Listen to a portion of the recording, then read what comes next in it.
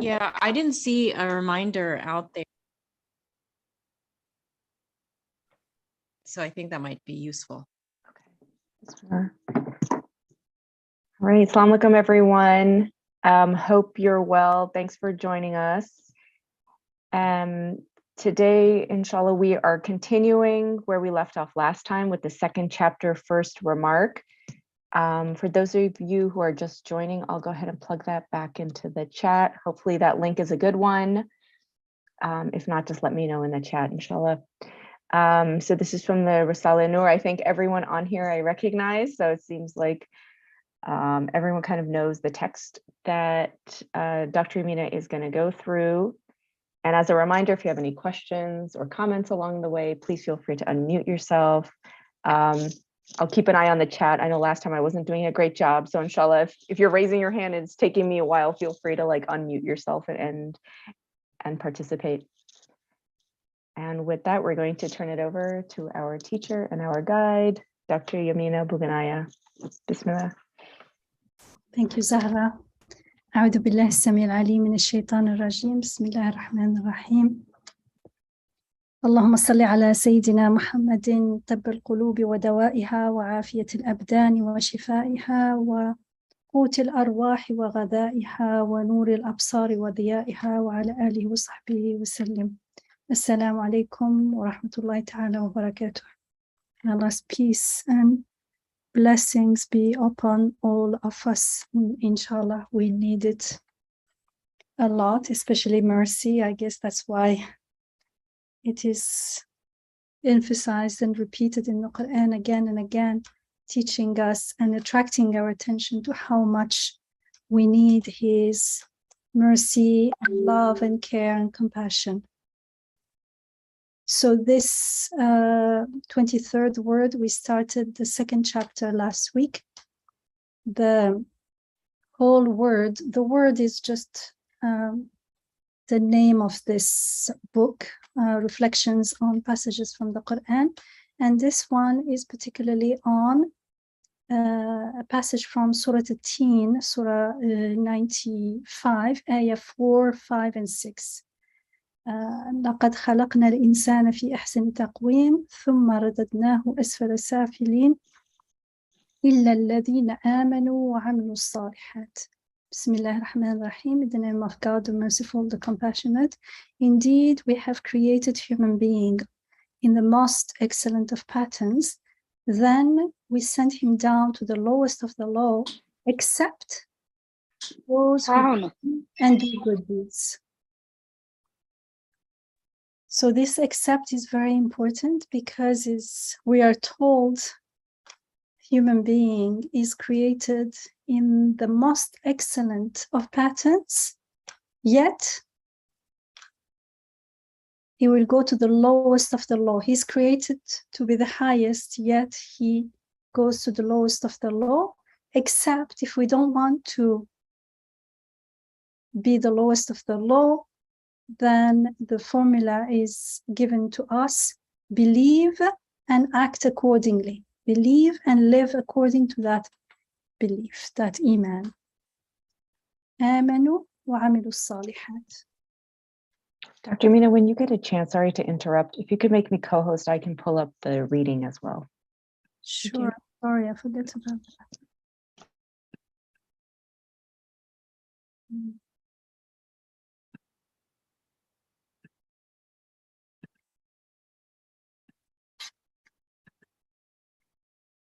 Inshallah, you are. Inshallah, it's done. Thank you.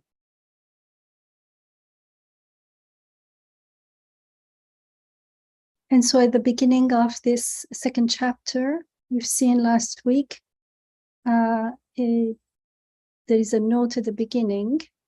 It says it consists of 5 remarks with respect to human beings, man's happiness and misery. So, because this ayah or this passage from the Quran is telling us about human beings' endless misery or everlasting, all comprehensive happiness and joy and peace and fulfillment. And so he, in the beginning, he started by saying that we've been offered these two paths leading either to infinite ascent or infinite descent.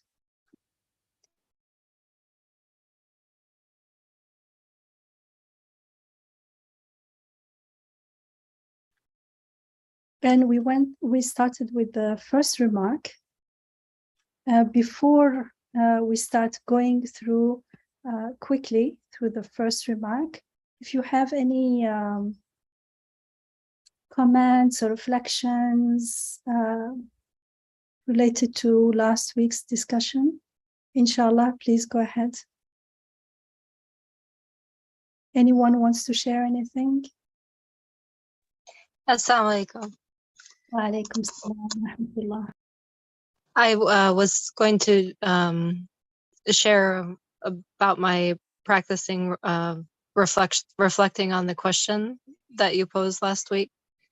And the question was to, or, you know, the reflection suggestion was to reflect on what it would be like if there was no heaven, right?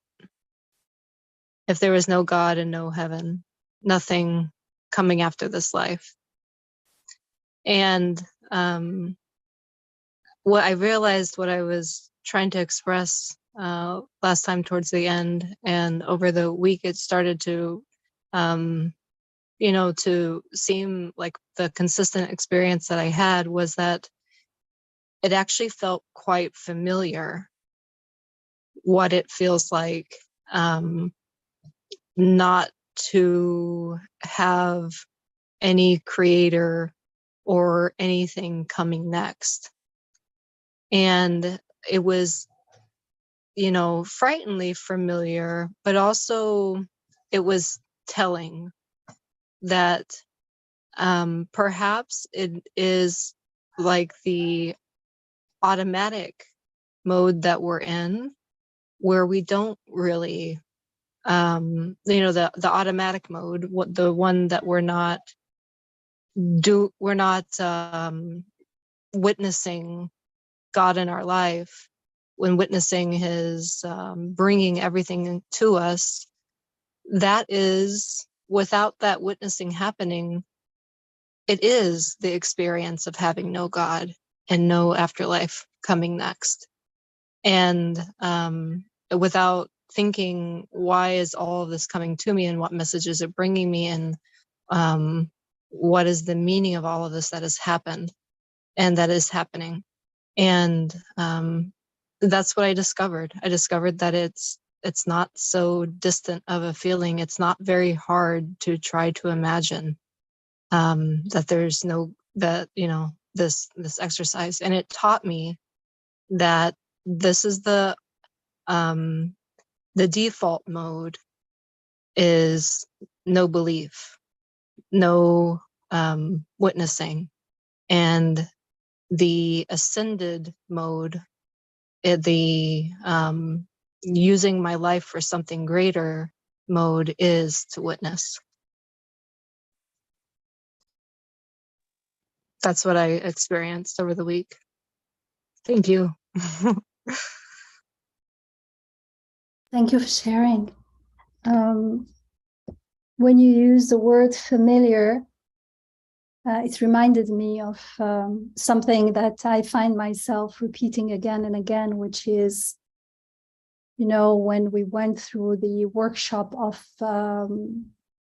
istighfar or gratitude, or all the different retreats that we have, in my understanding, in a way, from one aspect, what we are taught in the Quran, all this message of living in the presence of God, in the presence of the divine, in the presence of consciously, in the presence of reality, is in order to achieve that goal, we need to become more and more familiar with this way of being, and therefore make the old familiar ghafla, the ghafla that is, ghafla does not mean necessarily that we believe in God. Ghafla means heedlessness, heedless of the reality. We may not be deniers of the existence of God, but it's not something we deem very important, so it has no priority in our life. That's why we don't spend energy or time or anything on questioning what it really means. And especially after we hear the message and the call of the Quran, and we still keep living in the same way, then it's very telling. It means somehow we're not clicking, or somehow we are not pausing and making that decision that's going to be the breakthrough. When we start, for me, it's making what is familiar, the ghafla that we are familiar with, more and more unfamiliar. How can we do that? There is only one way: by making the conscious living more and more familiar. The more we live consciously, even if it's from time to time during the day, the more we sit and bask ourselves in that feeling of conscious gratitude to our sustainer here and now, the more the ghafla will become unfamiliar, inshallah. Because as Inaba shared, unless we take that decision and we make the intention, and we renew this intention day in, day out, to make this conscious choice, then by default, we will find ourselves in that state of ghafla, disconnected from the source of everything. And by default, we are in a state of shirk, in a state of darkness, because it feels to us, however much we claim that everything is from Allah, from God, He created everything, it does not mean much as far as our heart, our emotions are concerned. We live as though the goodness, the benefits, the beauty, the provision, the life, everything is coming from things around us. Everything, we're stuck in a delusional web of horizontal, seemingly, it seems to us they're all horizontal connections and relationship with the rest of the world. And that's our reality. That's why at the beginning, in this passage in the Quran, it says, إِلَّا الَّذِينَ آمَنُوا وَعَمِلُوا الصَّالِحَاتِ, except those who believe and act and live accordingly. Because that's not, if we don't deny, it's the beginning, but it's a seed that has not been cultivated, the seed that is not in the soil, it's not being watered, it's not, so there is no, has no fruit, no result, nothing that shows in our life. So and we can see that in our life. Well, personally, I feel like, I remember there was a time, and it's a time when I was reading about the Quran, and I had started praying regularly and everything, but there was something that I was always could not understand what was going on. It's like I felt that 24 hours were never enough. I was always like running, and there was always more to do, and it was very overwhelming. And now I realize that without realizing, but that's what ghafla is about, when we are not consciously cultivating that presence, that sense of ihsan, that sense of conscious being now, then we're running faster and faster and faster. And it seems to me now that it's because there is an inherent hidden fear to stop and see the reality. So it's our way of how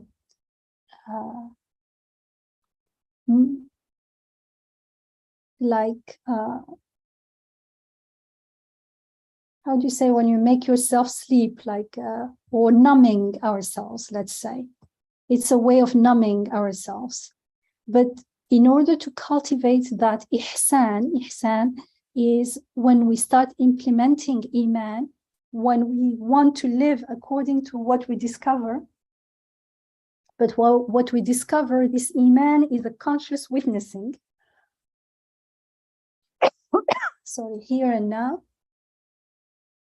Then this conscious choice will involve pausing and reflecting, something that we are told to do again and again in the Quran, and listening to the messages from the divine in the Quran, and therefore in the creation, because the Quran says, look at the creation, listen.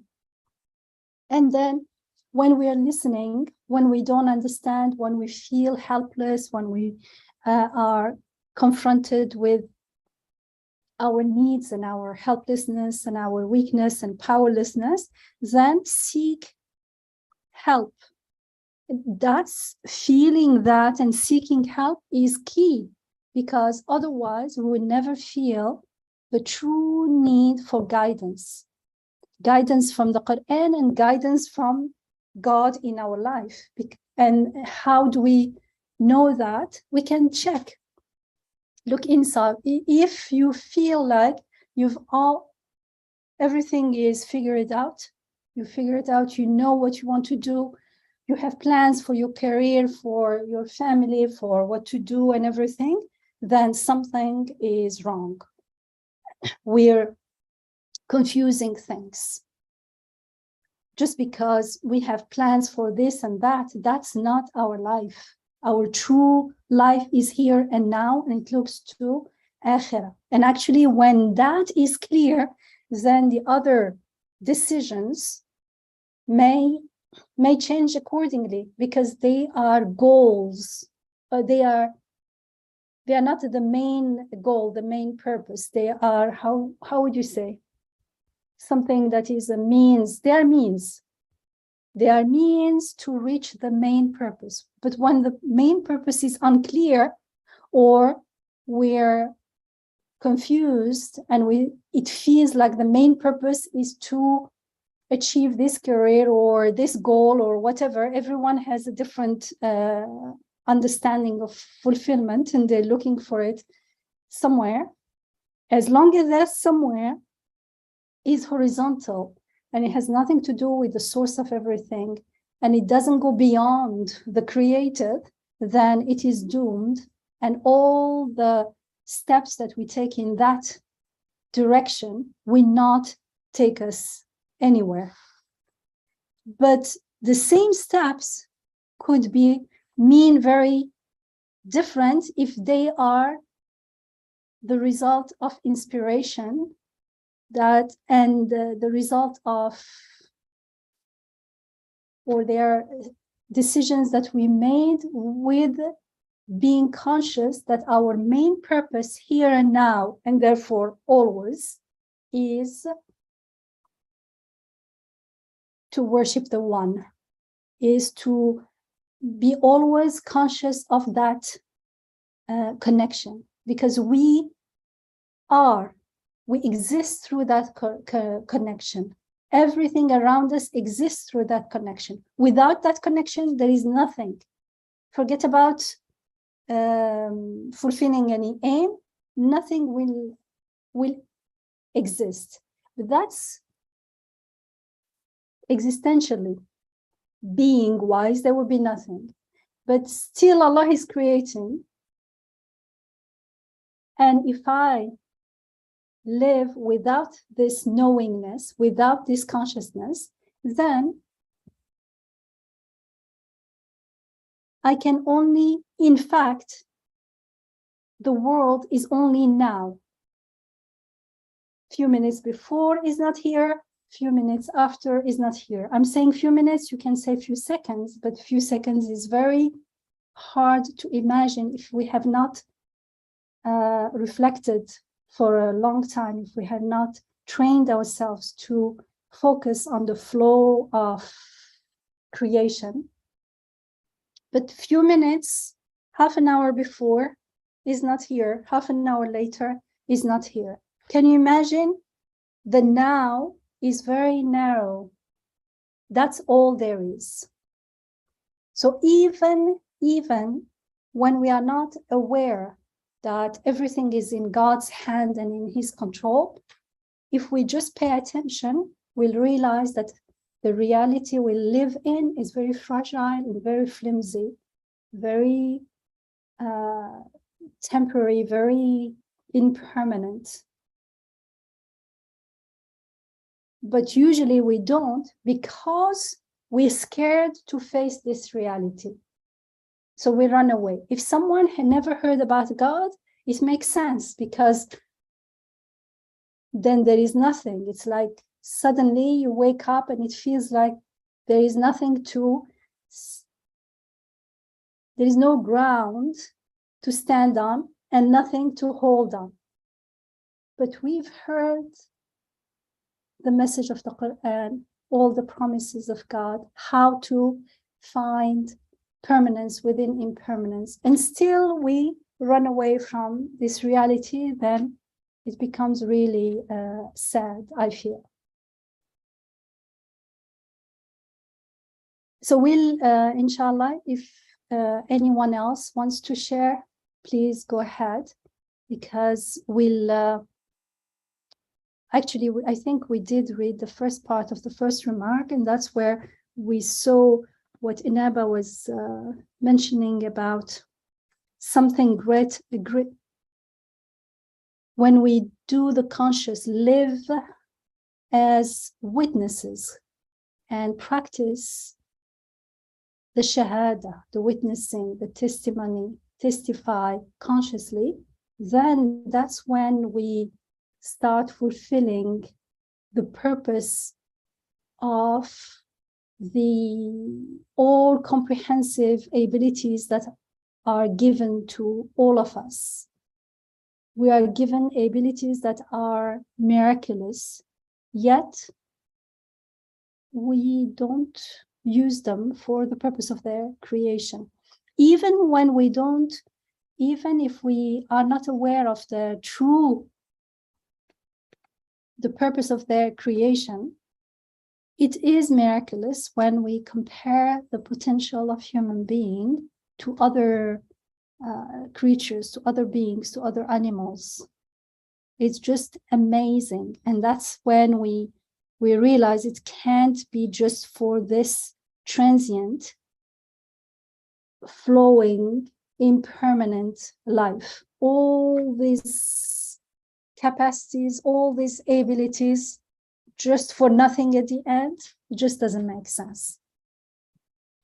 And everything starts making sense when we realize the reality that things are flowing. They are coming from somewhere and going somewhere.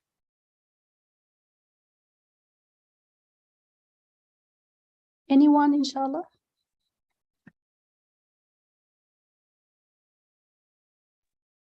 I can, yeah, I'm like, do I share or not? I'm gonna go for it. So I thought of that question, and I think the way I asked it to myself was like, what if I chose not to believe in God and live my life that way? And I think my first initial reaction was kind of scary to me. And so I probably didn't reflect on it too much. So I think when I asked myself that question, the first thing that instinctively came is I felt like a burden was lifted off of me. And then the second thing was a realization of, oh, I still don't know who God is. Because if I am seeing worship as a burden, then I feel like I'm very, I guess it brought home just like the level of disconnection that I have. And I pretty much stopped there because I was like, okay, this is uncomfortable. so that is, I think, yeah, just kind of like a little bit of, I don't know if it was a, yeah. And then just the theme of burden was coming up. And so that was just, I think, a really kind of interesting or slightly shocking to me kind of messenger. So that was just kind of my experience with the exercise. And I found myself kind of stopping there. Mhm. Thank you for sharing. SubhanAllah, can I respond to what Zahra said? Sure. I was going to ask if anyone resonates with this. Okay, yeah. So this is why it was so significant to me, the way that you translated the ayah above as believing, accept those who believe and act accordingly. Because I've seen so many other translations that say those who believe and do good works. Now, what's the difference? It's huge. To believe, if we're understanding it as to witness his attributes. Yasmin says, which ayah is this? It's, if Zahra, if you want to scroll up, she can see it. It's Surah 18, 95, and this is ayah 6. Surah So, 95, ayah 6. yeah. Okay. Thank you, she says. So if we are understanding belief as witnessing our life coming to us, showing us these attributes that we can't, assign to the created things around us, and we conclude this must be coming from someone I can't see. Then we also experience life in a receiving mode, and worship becomes a receiving experience. So even doing salat, it's like I raise my hands, Allahu Akbar, and then a flow of blessings just starts pouring on me. This is incredibly different than standing in prayer and saying, I am doing my salat and I am worshiping God. Yes, that one is absolutely burdensome, because in that case, belief is a set of ideas that you say that you ascribe to, and hasn't been a real process of like confirming it or witnessing it, experiencing it in your life. And then also the worship is a set of things that you have to do and get done. So of course there's going to be that burdensome feeling. And so for me, this is the whole difference between the way that the way that the end of the ayah is being translated. Believe and live accordingly. If that is witness his attributes and live accordingly, then that is live accordingly means if I am doing charity, I see it as his rahmah coming through my hands for somebody else, and I get to witness that. If I get to stand for my salat, it's I get to receive immense blessings in my salat. But the other one, like I said, is the view of oneself as the doer. And that is very, very burdensome whenever we try to do. And sadly, when it becomes our religious obligations, it just takes all of the potential for great beauty out of it. Yeah, thank you. Actually, we did talk about it at different instances. One of them is when we talked about the difference between ubudiyya and ibadah, ubudiyya being in a state of worshipfulness, whereby whatever we do, even looking around, drinking, eating, are all potential ibadah, acts of worship because they are acts of witnessing the beautiful names of God here and now, wherever it is, and they are done in the name of God. They bring us closer to God, they increase our iman, and they are potential opportunities to live in the presence of God, in a state of ihsan. And I think I remember we went through the different let's say levels that we are taught in the tradition, and one level we can look at, which is Islam, Iman, and Ihsan. Now, in the beginning, we surrender. We don't deny, and we surrender, and we feel there is something here, and therefore we submit and we start doing the salat, the prayer, performing the salat. This surrender is going to be nurtured when we increase our iman, we live more consciously, and then we live more in ihsan, and then our Islam, our surrender will increase as well. But the very beginning, how do we start entering this path of spiraling up with Islam and Iman and Ihsan? They are one within the other. They are interconnected, and they feed and complement each other. The more we surrender not only by performing the salat, but performing everything else in between as well, what we are told in the Quran, then that iman starts entering our heart, and we start knowing God, we start seeing experiencing the beautiful names of God in the world and within ourselves, and then it comes to ihsan. So in the very beginning, the first step, we still feel and experience ourselves as the doers, and we still don't know really who God is, very rudimentary, maybe not very well yet, not our Rabb in all aspects, and it makes sense because we are at the beginning of the journey. So it feels like worship. So we are talking now about acts of worship, not our worshipfulness, not ubudiyah, this ibadah, the things that it feels we have to do them, and we are the doers. But the more we know God as the one, as our Rabb, then we start, for instance, salat, prayer, is a time of gratitude. We'll feel so grateful that it doesn't feel like a burden anymore. It's more an opportunity to celebrate maybe all that we are given, everything, that I am not alone. There is gratitude, but there is still I am praying, I am being grateful to God. Alhamdulillah, it's a better.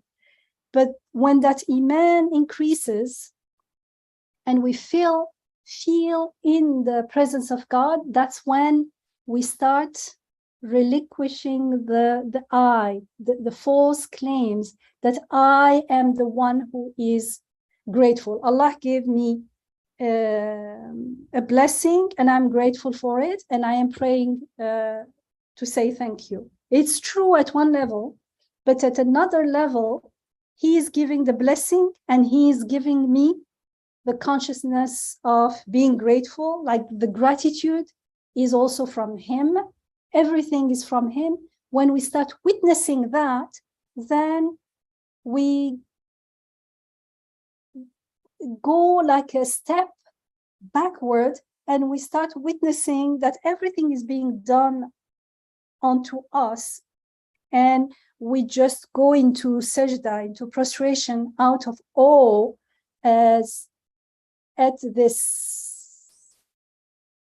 creation, that even the feeling of gratitude is given unto me, like the example that Inaba mentioned, when I am giving charity, it's not only the money that is given to me. The first step, I am giving money, so I'm sacrificing something. So it hurts a little bit, but okay, I need to do this for Akhirah. I need to do this not to go to hell.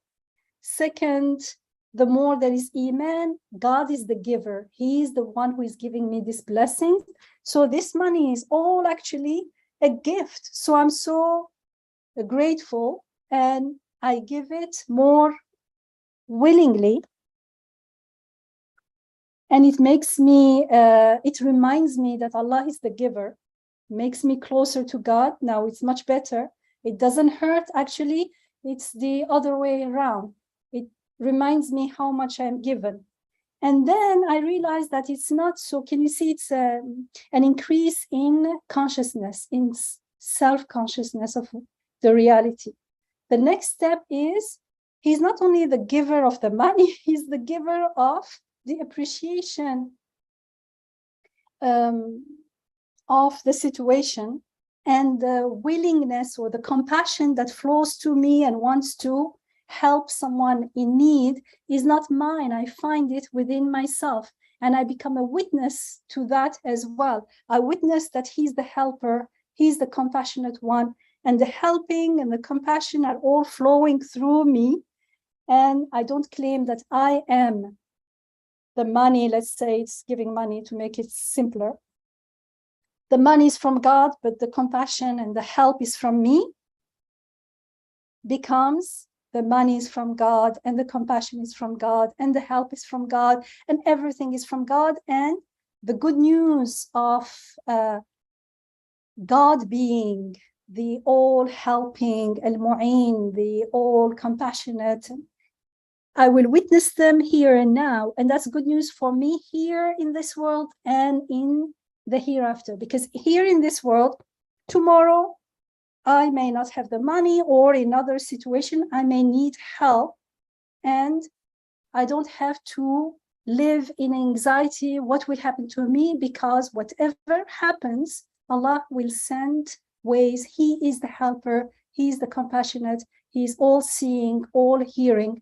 So I can trust Him and rely on Him. And Alhamdulillah, I am so grateful that He is the helper and not me, because not only as far as I'm concerned, but even other people I'm not seeing. If I was the helper, there are so many people I can't reach.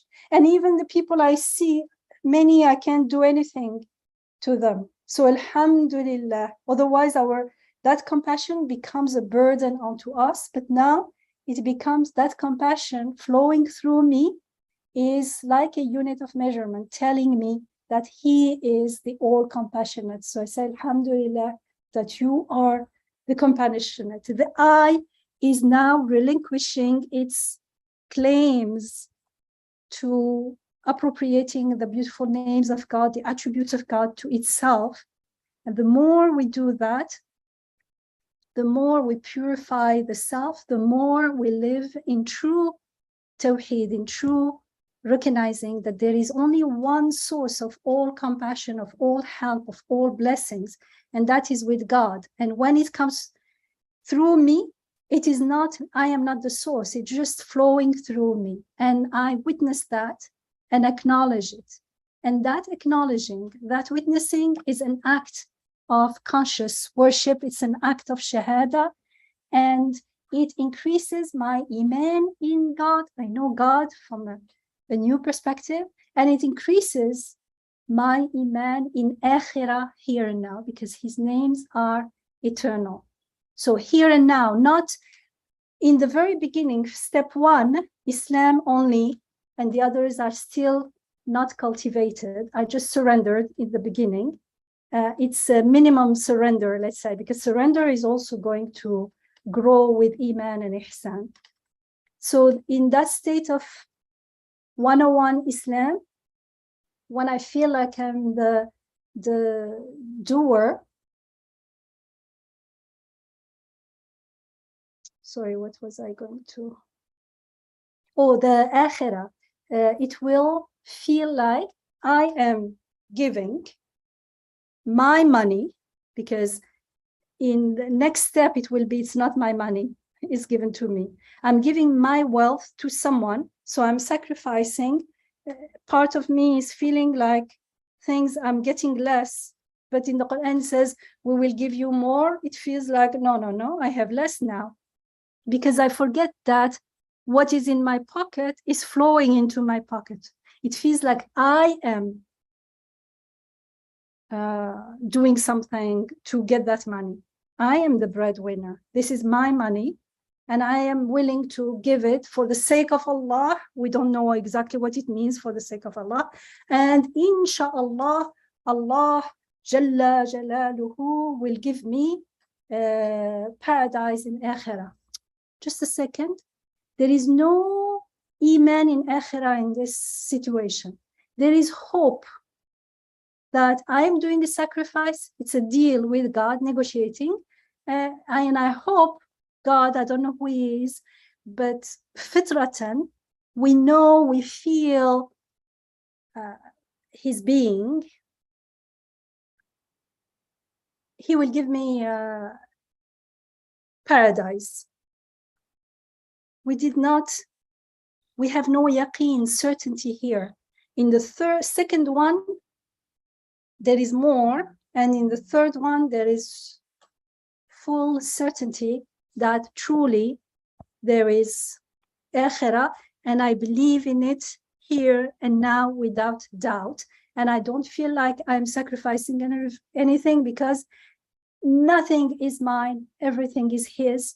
I am witnessing and experiencing it here and now. Everything becomes easy. So it's worship as a burden. We all went through that at different levels at a moment or another, because that's the old paradigm. That's the beginning of the path. Islam without iman, without ihsan. And unfortunately, iman is not taught to us. Ihsan is not something really to be taught. The more we are taught iman and we act accordingly, we guided to act accordingly, ihsan will be the outcome, inshallah. Iman is also something we are taught how to be there. It's a gift, but how to prepare the heart so that it is open to receive that iman. And the most I hear about is people talking about iman, but not how to fulfill that. How does the Quran talk to us from the creation to the beautiful names of God to God?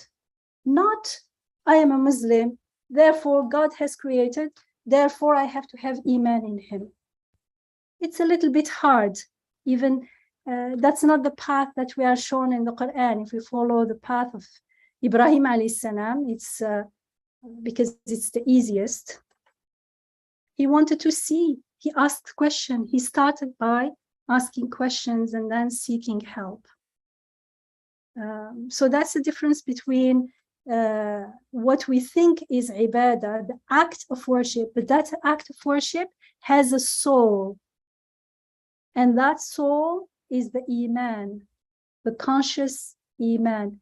To however much we know God, to that extent we will feel the gratitude within the salat. So it will start not being a burden.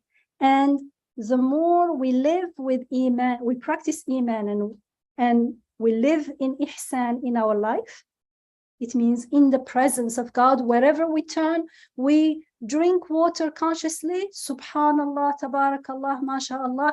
We're not drinking water, we are tasting the beautiful names of God, the names of provider, giver of life, subhanallah, witnessing, going into sajda. That state of ihsan, the eye starts shrinking, letting go of its self-deceptive claims about itself, stop stealing from Allah's property and claiming it as its own. In that state of ihsan, then everything, the salat itself, what the salat is about, everything is something to be celebrated, because it's a moment where we were with God, this very close beloved, this very close friend, that we seek help for everything. He's the one who is with us in everything. Now we have this private time with him. It's something that is so sweet to the soul that the body does not even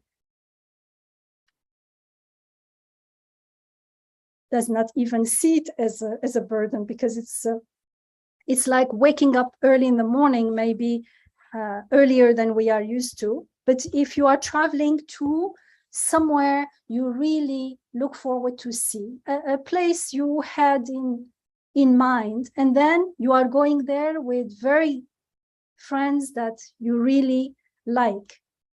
They tell you wake up at 4 a.m. or 3 a.m., like in the middle of the night. You are so excited. You don't say it's a burden, because it's something that you are so happy, so joyous. The meaning of that waking up is going to shortcut any sleeplessness or any tiredness we feel. And that's the same with everything else, and especially with the salat. So it's a journey, and it's good to know where we are. So inshallah, bismillah, now we can make the intention to start living more consciously.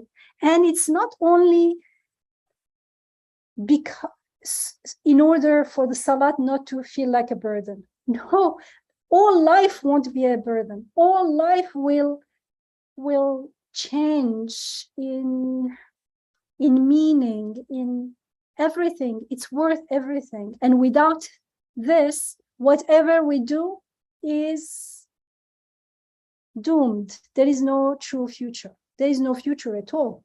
If death is the end, then whether we work hard or we don't, or even the senses that we have of beauty and ugliness and justice and injustice, all don't make sense anymore. And it can't be true, because we have a very strong sense of the beautiful names of God, because we were taught this. They are in our creation. So if we want to live in harmony with who we are and with the reality of life, then it's totally worth it. And I always, many years ago, I used to tell myself, like, you lived for so many years in ghafla. Okay, you know. But now, in order to make a choice and really say, is it worth it or no, give yourself one year of seriously working in this path. And then you can choose to leave it. I mean, deep down, we'll know if we made an effort or not. So I'll say the same thing to everyone. 1 year, it's not like you are going to go on the top of a mountain and live in a cave. It's the way of the Quran is how to live in the presence of God within the world, by means of the world, glorify God by means of his creation, by means of his blessings, by means of the potentials that he has given to us, which is the blessing that's the key to all other blessings.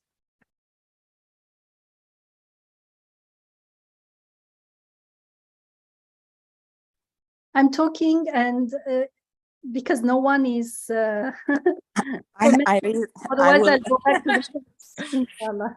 Okay, I'm gonna share something.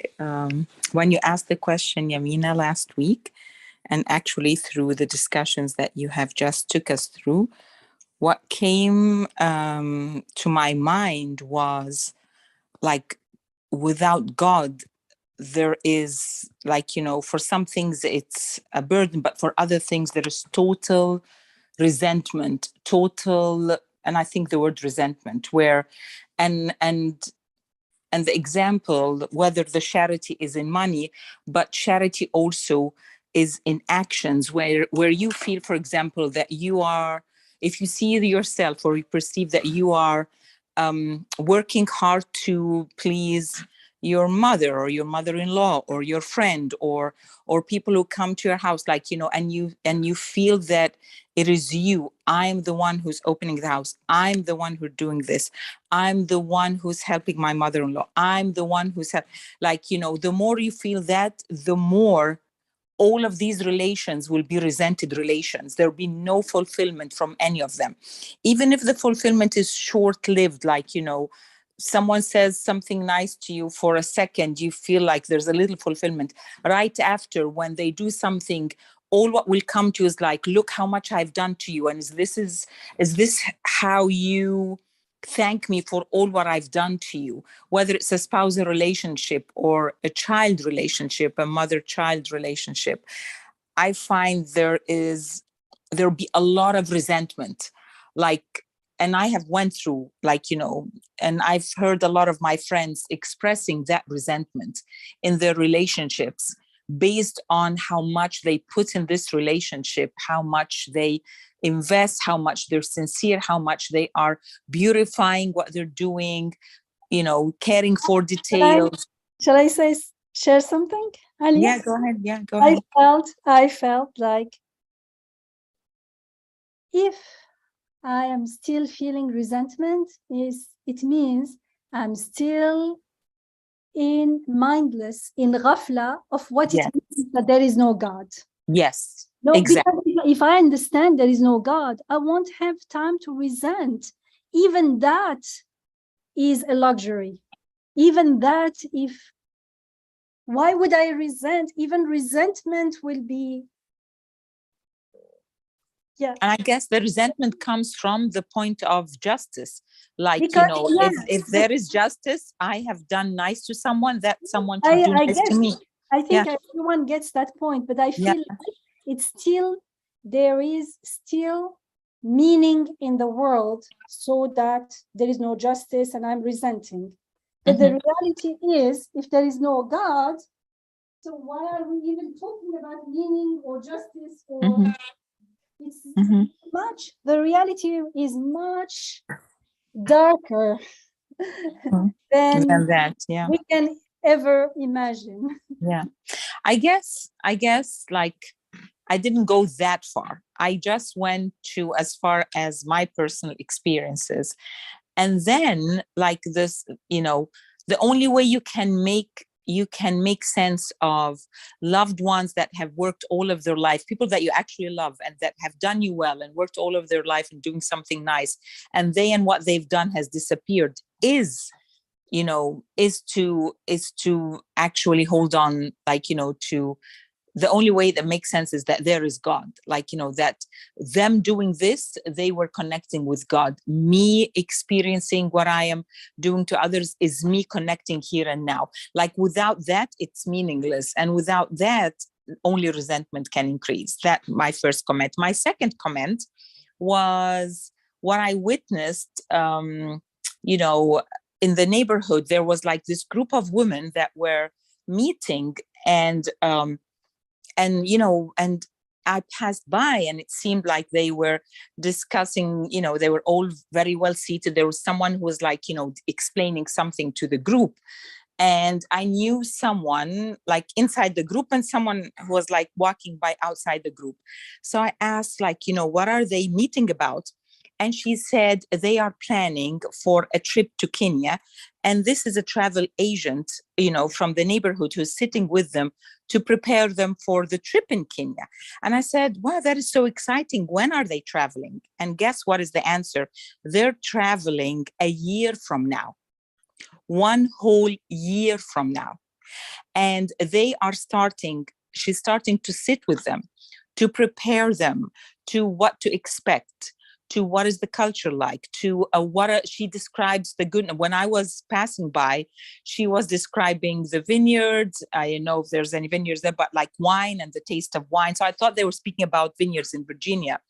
But she was going through that, like, where they're going, what to expect, the steps of the way, and then, how to prepare. And that, she is like, they're like, when we say co-travelers, and she's like the lead travel agent, she is preparing them for witnessing, like, if we take this for us, like, for 1 year, just for one trip.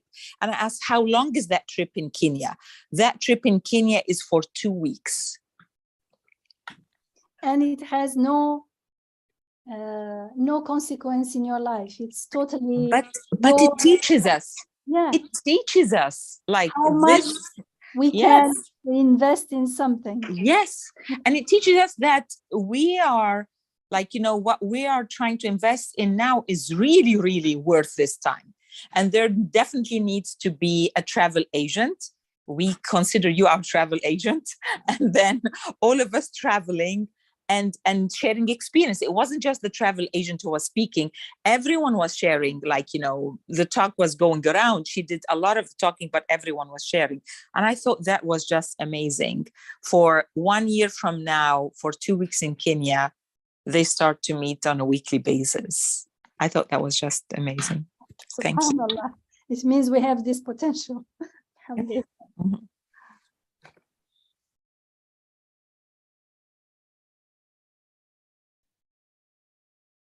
It seems like the time is almost over, so we may not be able to read the text, but I invite you to read it this week and reflect on how the author, Imam Badi'uzzaman Sa'id Nursi rahimahullah, he starts by introducing us to who we are, who human being is, our position now and our aspiration, our destination, what our needs are. We think we need water, air, food, and shelter. Yeah, but that water is dependent on the whole galaxy. That food is dependent on the season, all the solar system, everything. It's not,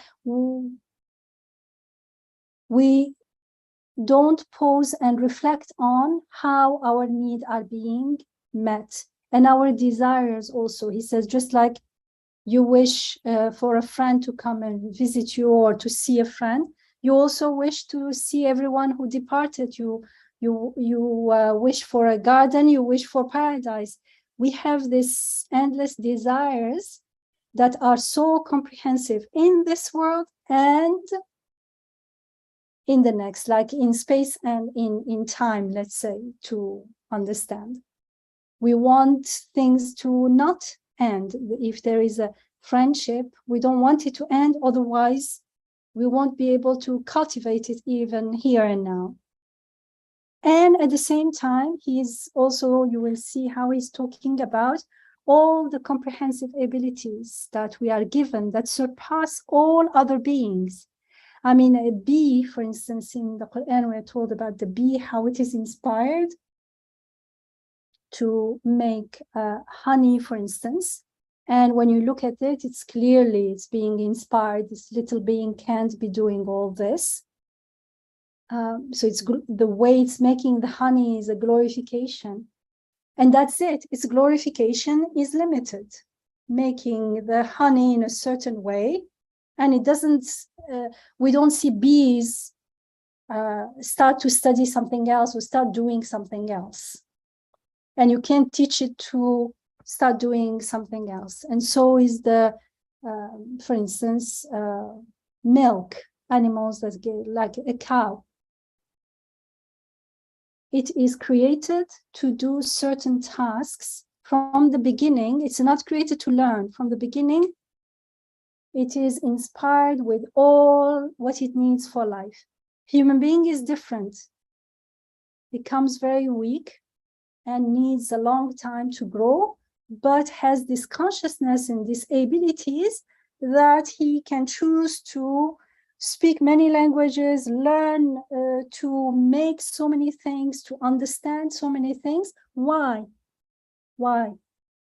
Why all this ability, so comprehensive?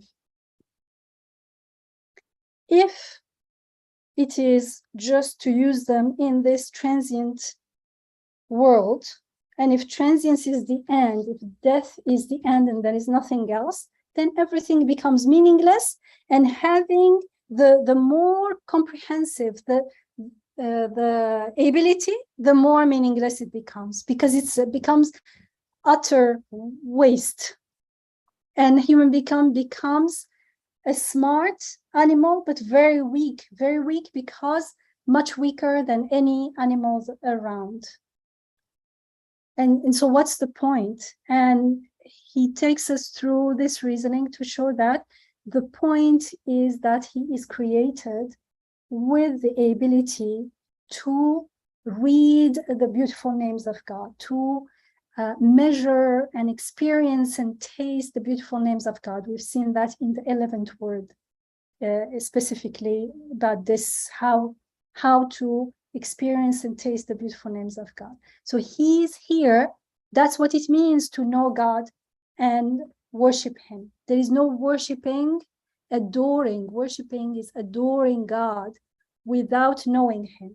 And there is no knowing him without experiencing the beautiful names. And we've been given all the tools, all the abilities to do that, yet we use all those abilities in other things that have no future, no meaning, no purpose. Subhanallah. Some people say, yeah, but like technology, a person made something and now people are using it. So if death is the end, all of us will leave and that's it. That person worked very hard, found something. They can't create. They're only finding what is there. They've been inspired. And if they are aware that they are inspired, Alhamdulillah. If they are not and they think they are doing things, they're lying. But the fact that people are using it or not, what does it bring? The fact that I remember the name of someone I never know, how is it going to make a difference to that person if there is no life after death, if death is the end? Or everything becomes meaningless. History, everything becomes meaningless. And so after this, so showing who we are, our needs and our desires. And then he says, who can help this human being? Who can fulfill his needs?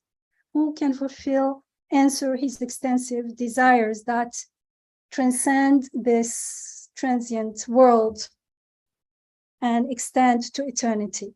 Who can be his ma'bud, his object of worship? Definitely not other beings.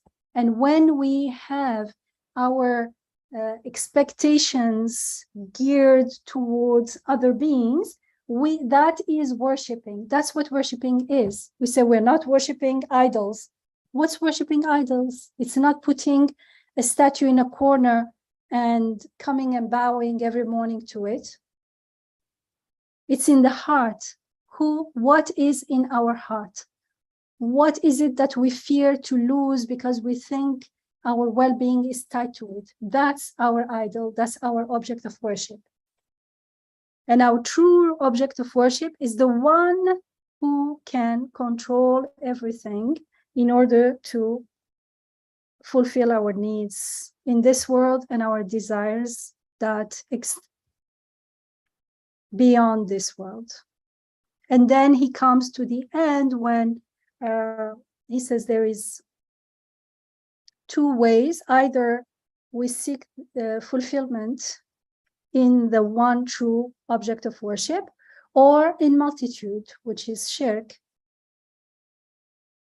And if we fail to recognize this reality, when recognize the reality and act accordingly, if we do not surrender to the true object of worship, he tells us what happens then. And that's, he also, in the last part, there is something very important. Inshallah, we'll get back to it next week, which is why kufr, why disbelief, unbelief. I'm saying disbelief, unbelief, but in Arabic, it has also the connotation of covering up the truth.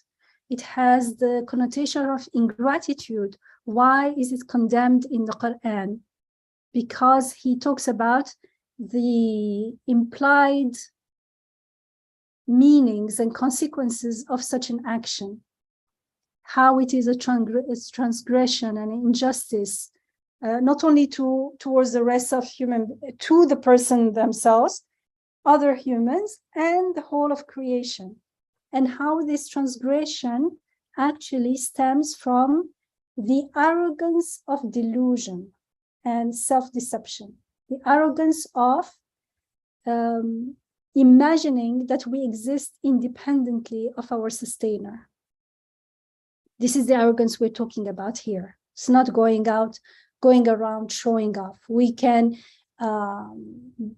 be socially recognized as very humble people, but if we are not aware that we are totally dependent, 100%, 24/7 on the creativity, on the sustaining of our Rabb, our sustainer here and now, always, then we're living in a delusion, in a bubble of delusion. And that's arrogance. Actually, the word in Arabic, gharur and ghurur, is arrogance and self-deception and delusion are related, actually, because arrogance is to show ourselves as something we are not. We show ourselves as truly it is me who knows, truly it is me who does, truly it is not. And deep down, if we pause and reflect, everyone will understand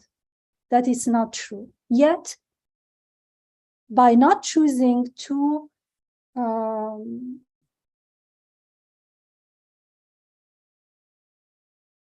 follow up the reality, we fall into this big lie, which is really, in reality, a camouflage and a compensation for our true weakness and dependence. And he talks about what it means and what the consequences are. And he makes the situation clear, so it's easier to make a choice. But of course, remember, to make a choice means I use my free will. Everything is clear, and I still have the ability to reject the reality. And I have the ability to follow the path of misery. This is totally in our hand. This is what it means to have free will. We are given this free will. It's a great gift. It's an opportunity to ascend higher than the angels, but it also has the risk within it if we may use it to make the wrong choices, to fall to the lowest of the law, because we can still choose to delude ourselves and remain blind, as we are told in the Quran. I'll end with a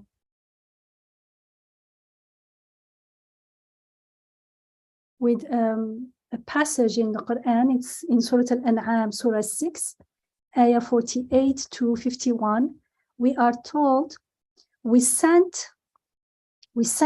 messengers only to give good news and to warn. So for those who believe and do good deeds, again, فَمَنْ آمَنَ وَأَصْلَحَ, this formula is repeated in the Quran, because without Iman, there is no Islah, there is no Amal al-Salih. And the good deeds, there will be no fear, nor will they grieve. This is also repeated again and again in the Quran. And I think maybe Maha once has given a talk about it. فَلَا خَوْفٌ عَلَيْهِمْ وَلَا يَحْزَنُونَ. And then in 649 we are told, and for those who reject our signs, torment will afflict them as a result of their sinful doing. Say, I do not have the treasures of God, nor do I know the unseen, nor do I tell you that I'm an angel. I only follow what is revealed unto me. Say, is a blind person like the one who can see? Why will you not reflect? أفلا تتفكرون. قل هل يستوي الأعمى والبصير أفلا تتفكرون. So here the blind and the one who sees is metaphorically the one who is blind to reality and the one who sees reality. And warn hereby those who fear lest they be gathered onto their sustainer with none to protect them from him or to intercede with him, so that they might become conscious of him, so that they may لعلهم يتقون. Because all that benefits us, again, there is, we talked about it last week, there is no neutral point. It's either we are connected or not, we accept or not at a particular moment. But we are not conscious, okay? That's our, we're not conscious. Still, it goes into not rejecting, but still not connecting consciously. Unless afterwards we go back and consciously make istighfar.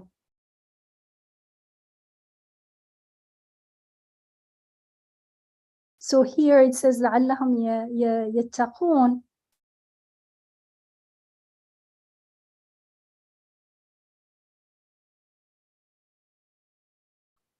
It's not only the benefits that comes only from God, but also if everything good is from him, it means if God does not help us, we have no helper. That's what it means. I mean, because it seems to us like it's okay, I got it, everything is from God, but in reality, everything is coming to me in the world. It says, okay, like those who reject our ayat, it's talking about those who reject the ayat. It means they're not taking those things that are coming to you, the lifeless water that you are using and drinking, and doesn't know anything. It is itself saying that life is coming from somewhere else. And if you're not taking it seriously and you remain blind to this reality, then life and all goodness comes from him and nothing else. And he is the only one who can help, and no one can help, and no one can, yeah, that's also important. So there is no in between. Help is from him. If I don't get his help, it's okay. I'm managing with everything else. There is no such a thing. Everything else is from him as well. And nothing can help you in this world and in the next. And if we are careful in this world, we will realize it.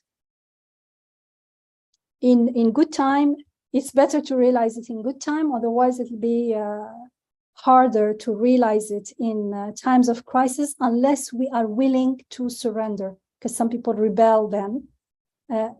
Although deep down they know that this means that the power belongs to him alone. And some people, it's the time to wake up. But do we have to wait for that time to wake up and be conscious of him? So it says, and warn those who fear lest by means of this message, by means of the teachings of the Quran, by means of this ayat of the Quran and of the creation, lest they be gathered onto their sustainer with none to protect them. Because if we live like this, without any consciousness, haphazardly, randomly, and die in this state, then on the other side, we can delude ourselves. There will be nothing to delude ourselves. We will have to face that reality that we run away from here. And we know deep down, as we are told in the Quran, deep down, you all know, even when you are making excuses, it says. There, we won't be able to make excuses, and it will be too late. We will realize that nothing can protect us, because he's the only protector. And we didn't seek help from him and protection from him. Can you imagine? We're left with nothing. So, warn people so that they might become conscious of him now, inshallah.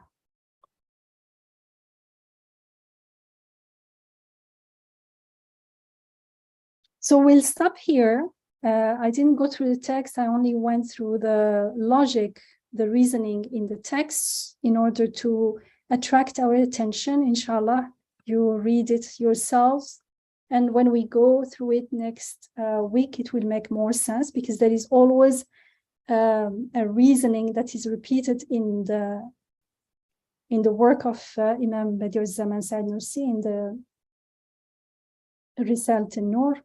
And if you go, you will find that this is the reasoning that he got from the Quran. He follows the ayat one by one. As he says, instead of tafakkur fil ayat, reflect on the passages on the ayat of the Quran, he says tafakkur bil ayat, by means, reflect by means of the ayat of the Quran. They are teaching us how to reflect at the same time. When they are saying reflect, they are teaching us how to reflect. It's not like reflect, okay, I'll go and reflect the reasoning of the ego that I learned at the secular materialistic school. It doesn't take me anywhere. I am not listening to the text. The text is teaching me how to reflect when it's saying reflect, inshallah. So this is something he explains in his Usul al-Tafsir.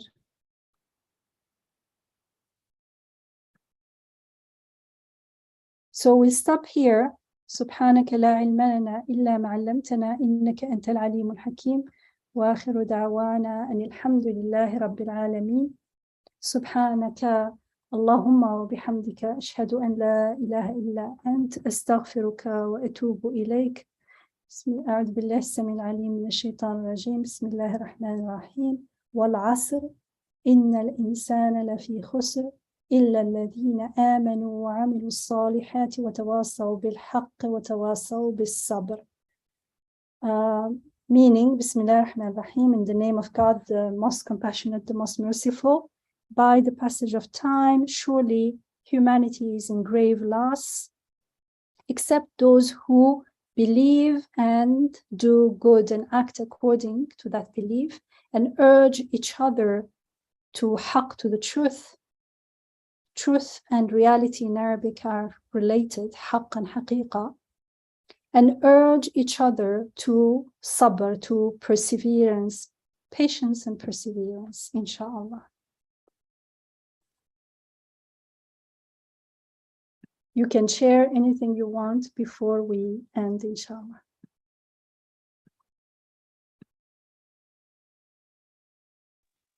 Jazakallah khair, Yamina. Jazakallah khair, Zahra. Jazakallah khair, everyone.